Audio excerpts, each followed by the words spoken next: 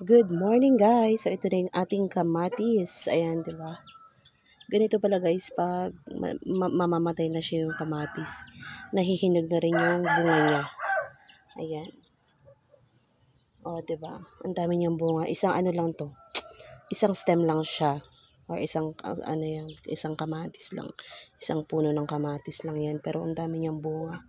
Sulit ka na dyan pag ganyan ang tanim mo, di ba? So harvest natin yung mga hinog na.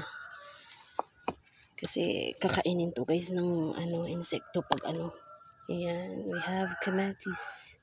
O diba, saan ka pa? And then we have like this. Kunin ko na rin to, pwede na yan. And yung nasa baba. Balikan na lang natin to tomorrow. Yung iba. Nagaya nito guys. Mag-start na siya mabulok. Ayan. So kunin na natin siya. Alright. So, ito rin guys, yung nasa baba. Kunin natin. Diba? Lalaki ng bunga nyo. Walang abono yan. Diba? Saan ka pa?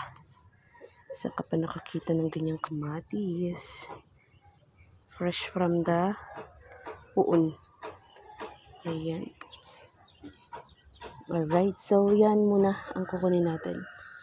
Kasi yan pa ang hinog. We got 5 kamatis. Alright. Bye.